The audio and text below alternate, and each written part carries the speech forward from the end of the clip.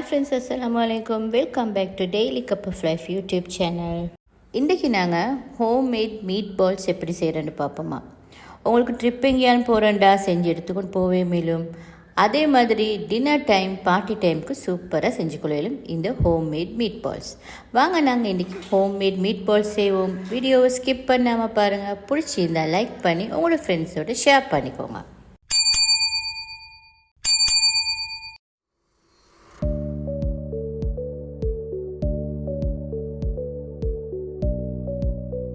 இந்த homemade meet பால் செய்கிறதுக்கு நான் பீஃபை நல்லா மிஞ்ச் பண்ணி இன்றைக்கி 500 கிராம்ஸ் பீஃப் எடுத்துக்கிறேன்.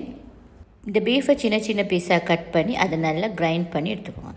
அதுக்கு பிறகு 2-3 கார்லிக் க்ளவுஸ் எடுத்து அதை சின்ன சின்ன பீஸாக சப் பண்ணி எடுத்துக்கிறேன். அதையும் நான் இதுக்கு ஆட் பண்ணி கொள்கிறேன். உங்களுக்கு இதை பீஃப் இல்லாமல் சிக்கனில் கூட செய்யலாம், சூப்பராக வரும்.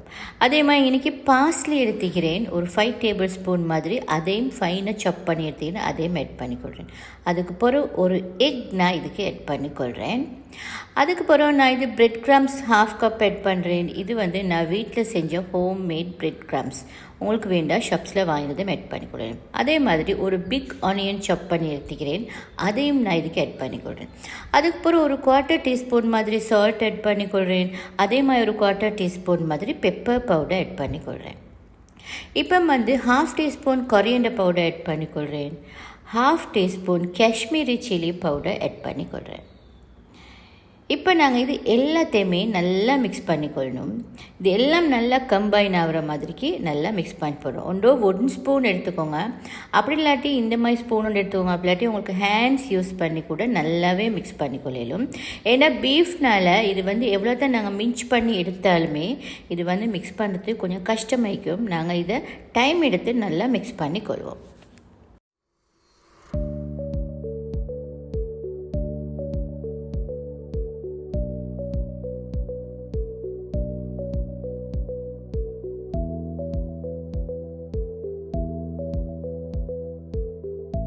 இப்போ இந்த மாதிரி இதை நல்லா மிக்ஸ் பண்ணிக்கொள்ளணும்.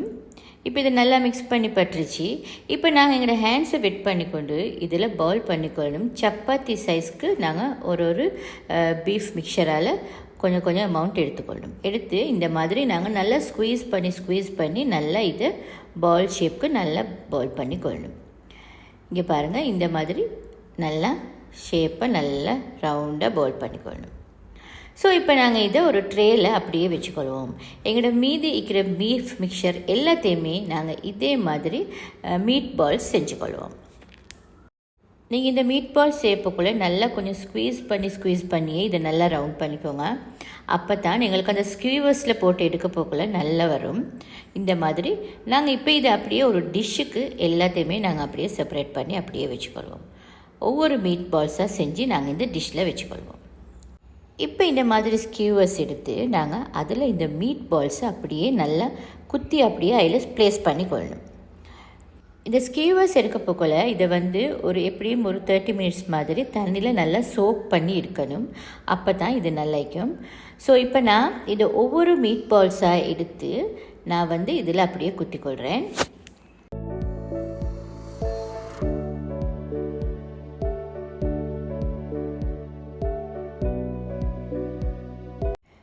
இது பீஃப்னால் இது நாங்கள் இதில் குத்த போக்குள்ள 2 பக்கமும் உடைய பார்க்கும். நாங்கள் உடையாமல் கையால் அப்படியே நல்லா அமைச்சு குத்திக்கொள்ளணும். சம்டைம்ஸ் இது அப்படியே எடுக்க போக்குள்ள நுனியில் சின்ன சின்ன பீஃப் பீசஸ் நிற்கும் இந்த மாதிரி. ஸோ அதையும் நாங்கள் எடுத்து ஒரு பக்கத்துக்கு போட்டுடணும். ஸோ இந்த மாதிரி நான் இப்படியே செட் பண்ணி கொள்கிறேன். இப்போ நான் ஒரு ஸ்கியூவரில் நான் 3 மீட் பால் செட் வச்சுக்கிறேன் இந்த மாதிரி.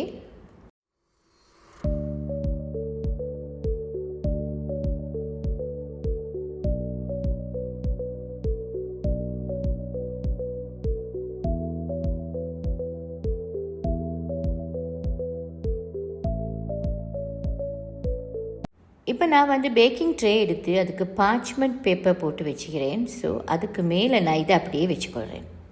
இப்போ நான் செஞ்ச மீட் பால்ஸ் எல்லாத்தையுமே நான் இதே மாதிரி நான் பார்ச்மெண்ட் பேப்பருக்கு மேலே வச்சுக்கொள்கிறேன்.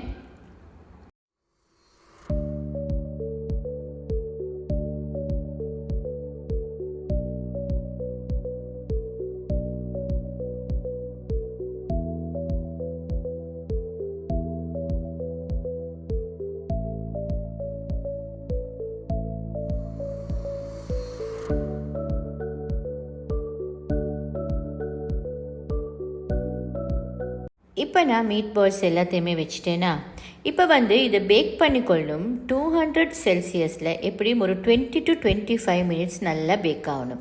இது பீஃப்னால் இது பேக் ஆகிறதுக்கு லேட் ஆகும். ஸோ அதனால் நாங்கள் 200 செல்சியஸில் இதை வச்சுக்கொள்ளணும் ஓவனை. ஸோ ஓகே, இப்போ நல்லாவே பேக் பண்ணி பட்டுருச்சு. இந்த மாதிரி தான் இந்த மீட் பால்ஸ் நல்லாவே பேக் பண்ணி பட்டுடும். சூப்பராக டேஸ்டியாக அத்தமாய் அரோமாவாக இருக்கும். இந்த பாருங்கள், இப்படி எடுத்தால் எல்லா பக்கமும் நல்லாவே பேக்காகவே இருக்கும். எப்படியும் ஒரு 20-25 மினிட்ஸ் நல்லாவே பேக் பண்ணிக்கொள்ளணும். இந்த எங்களோட மீட் பால்ஸ் சூப்பராக ரெடி ஆகிடுச்சு ஃப்ரெண்ட்ஸ். இந்த மீட் பால்ஸ் வந்து உங்களுக்கு ஹோம்மேட் மீட் பால்ஸ் உங்களுக்கு பார்ட்டி டைமுக்கு சூப்பராக செட் ஆகும். சாஸோட அதே மாதிரி எப்படியும் உங்களுக்கு சாப்பிடலாம். அதே மாதிரி உங்களுக்கு இஃப்தாருக்கும் கூட ஒரு சூப்பரான டிஷ் நீங்கள் செஞ்சு ட்ரை பண்ணி சாப்பிட்டு பாருங்கள் ஃப்ரெண்ட்ஸ். இந்த meatballs recipe, homemade meatballs recipe உங்களுக்கு பிடிச்சிருந்தா நீங்கள் லைக் பண்ணுங்கள். உங்களோட ஃப்ரெண்ட்ஸோட வாட்ஸ்அப்பில், ஃபேஸ்புக்கில் ஷேர் பண்ணிக்கோங்க. அதே மாதிரி இந்த சேனலில் நான் போஸ்ட் பண்ணுற ரெசிபி வீடியோஸ் உங்களுக்கு பிடிச்சிருந்தா நீங்கள் டெய்லி கப் ஆஃப் லைஃப் சேனலை சப்ஸ்கிரைப் பண்ணிக்கோங்க. இதே மாதிரி இன்னொரு 100% ஹோம்மேட் ரெசிபியோட இன்ஷா அல்லாஹ் நான் உங்களை சந்திக்கிறேன். அது வரைக்கும் have a nice day friends. Thanks for வாட்சிங் மை ரெசிபி வீடியோஸ்.